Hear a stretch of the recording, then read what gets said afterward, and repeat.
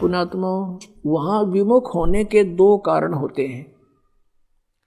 गुरु से विमुख होने के दो कारण होते हैं। एक तो गुरुद्रोही बन जा, और एक वैसे अपना कोई किसी कारण से गुरु के प्रति दोष ना रखकर उन्हें छोड़ जा मार्ग ने, तो उसमें अंतर होता है। गुरुद्रोही जो होते हैं, गुरु में दोष निकाल कर, उस 64 लाख के 64 लाखों ने गुरुजी में दोष नहीं माना था, लेकिन लोक लाज से जाना बंद कर दिया। कुछ एक थे जो उसमें मुखिया से, जो कुछ टाइप के लोग होते हैं जो स्वयं निकम्मे गणे होते हैं, तो वो परमात्मा के विमुख दोष रखा करते थे, तो उनको गुरुद्रोही कहा जाता है। और जो वैसे किसी कारण से विमुख हो जाते हैं तो उनको परमात्मा क्षमा कर देते हैं। इनको मालूम है कि इन प्राणियों के ऊपर कई प्रकार के प्रेशर है, लेकिन अब पिछली पीढ़ी तक लाने के लिए उनको चार्ज कर दिया था, उनकी भक्ति करवा दी, उनसे दान धर्म करवा दिए थे। तो उस कारण से फिर मनुष्य जन्म मिलते हुए आप जी को अब तक आ रहे हो। और मनुष्य जीवन से जो आता है प्राणी, और अब भी उसको मनुष्य जीवन प्राप्त है, उसके कर्म भी बहुत अच्छे होते हैं, उसका स्वभाव भी अच्छा होता है, और परमात्मा के बिना वो रह नहीं सकता। तो वो स्थिति आप जी की है। आप कहीं ना कहीं भटक रहे थे भगवान की खोज में, चेक कर रहे थे कुछ भी, वही यहाँ आ रहे हैं। या बिल्कुल कोई नहीं कर रहा था, वो कोई एक आधा वैसे संस्कार वश ना उसका, तो वो वैसे एक आधा पुण्यकर्मी प्राणी होता है। वो एक आध कहता है जी मैं तो उसे पूजा किसी की नहीं करा करता, और नास्तिक भी नहीं था, तो वो अलग बात है, और वो भी सुखी था। और जो तुम साधनाएं करते थे, ऐसा लगता था जैसे हम ये पूजाएं करते हैं शायद ही नहीं से सुख है, और दुख आने लगे जब वो पूजाएं कोई सहयोग मिला नहीं। तो इस प्रकार हमने इस ज्ञान को भी समझना है और भगवान को भी जानना है। तो अब परमात्मा ने आपको ये ज्ञान साथ दिया है, और इस ज्ञान के आधार से, और पहले हमने जो फॉल पॉइंट हमारे हुए जिससे हम फेल हुए, वो भी याद दुआ रखे थे दास ने। तो ये क्रोथा कांड जो हुआ, इसका कारण यही था कि इस दास ने नकलियां की पोल खोल दी सबकी, और इन लोगों ने अफवाहें फैलवा दी, मंत्रियों की और मुख्यमंत्रियों की, सरकार का सहयोग भी ले लिया, उनको मिसगाइड कर दिया कि वो क्रोधाश्रम में ऐसा होता।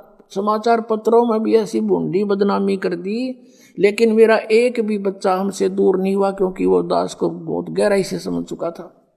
तो इसलिए आज वो जो पहले फेल हुए थे तुम आज पास हो गए।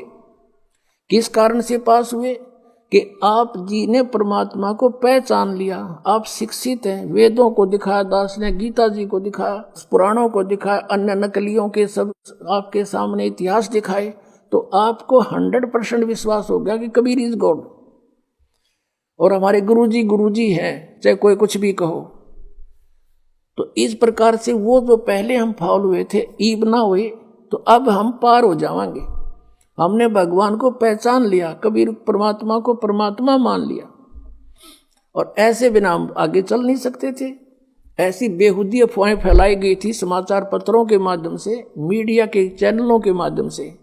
यदि अब नया भक्त कोई आया हो और उनको देख ले तो आज भी नफरत हो सकती है उसको, लेकिन मेरे साथ जितने भी लाखों की संख्या में थे, एक भी वापस नहीं हुआ, क्योंकि ये बहुत अच्छी तरह समझ चुके थे।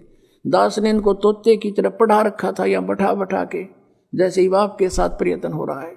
अब जो प्रसंग चल रहा है, जो जन मेरी शरण है ताका हूं मैं दासी, गेल गेल लाग्या फिरूं जब तक धरती आकाशी, जो बच्चा गौ की नजर में यूं साई को संत, भक्तों के पीछे फिरे यू भक्त वत्सल भगवंत। परम पूज्य कबीर परमेश्वर ये भक्त वत्सल भगवान है। अब उन्हीं आत्माओं में से एक आत्मा मुसलमान घर में जन्म हुआ, उसका राबिया नाम था उसका, राबी। अब परमात्मा किसे दयालु है, जैसे आपको बहुत बार वेदों के प्रकरण दिखाए हैं।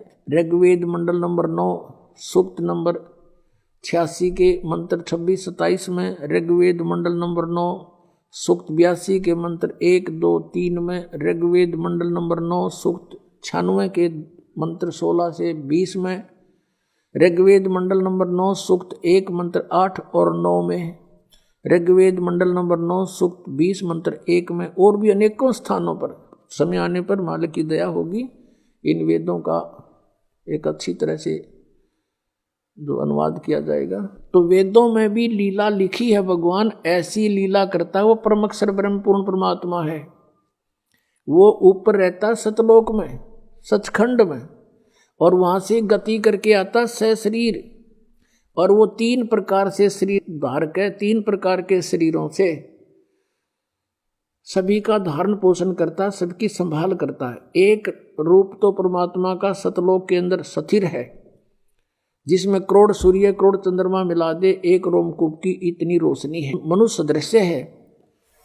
और दूसरी टाइप का जो शरीर मालिक धारण करते हैं, नवजात शिशु का रूप धारण करके प्रकट होते हैं किसी तालाब के ऊपर जल पर, इसलिए उसको नारायण बोलते हैं। वो निर्धारित कार्य होता है परमात्मा का, किसी संस्कारी हंस वहाँ से कोई उठा ले जाते हैं और वो फिर उस परमात्मा की परवरिश की लीला एक कुंवारी गायों से होती है। वो कुंवारी गायों का दूध पीते हैं और नहीं पीते हैं, और वो परमात्मा वहाँ से चलकर आते हैं। वो कबीर देव है, कबीर साहब है वो, और अच्छी आत्मा को मिलते हैं, उनको ज्ञान देते हैं। तो इसी आधार से परमात्मा स्वयं भी कहते हैं, गोता मारूं स्वर्ग में जा बैठूं पाताले, कह कबीर ढूंढता फिरूं अपने हीरे मोती लाले। ये खुद भगवान भी कहते हैं। और जिनको परमात्मा मिले वो भी यही बताते हैं, जैसे आदरणीय नानक साहिब जी को मिले बेई नदी पर सचखंड से सतलोक से सतपुरुष आए कबीर देव जी, और उनको बेई नदी से अंतर ध्यान करके सचखंड में लेकर गए, फिर वापस छोड़ा सतलोक से। उन्होंने आते ही नौकरी त्याग दी, एक नवाब के यहाँ नौकरी करते थे, और फिर परमात्मा की खोज में बनारस पहुँचे। और जहाँ देखा था ऊपर भी सतलोक में परमात्मा एक जिंदा महात्मा के रूप में आकर नानक साहिब जी को ऊपर लेकर गए थे।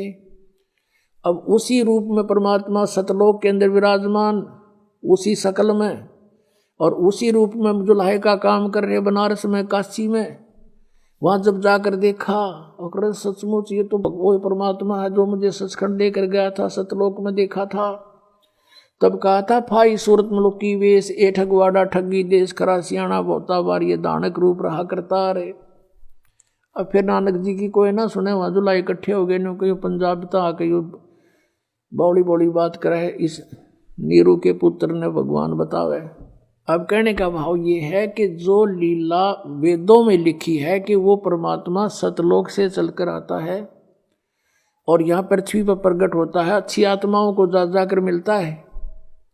आदरणीय मलुकदास जी को मिले, आदरणीय दादू साहिब जी को मिले, आदरणीय गरीबदास साहिब जी को मिले, आदरणीय घीसादास साहिब जी को मिले, गांव खेकड़ा जिला मेरठ उत्तर प्रदेश में। आदरणीय गरीबदास साहिब जी को मिले, गांव छुडानी जिला झज्जर हरियाणा में।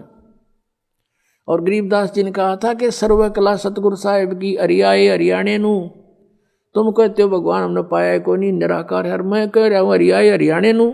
गरीबदास जी कहते हैं मैं कह रहा हूँ हरियाए हरियाणे नू। परमात्मा यहाँ आए थे हमारे पास जब तक हरियाणा बना भी नहीं था, ज्वाइंट पंजाब था, और शब्द बोले गए हरियाए हरियाणे नू। परमात्मा के वचन से ये अलग क्षेत्र हरियाणा बन गया, नहीं तो आज हम इस वाणी को कैसे स्पष्ट करते कि हरियाए हरियाणे नू।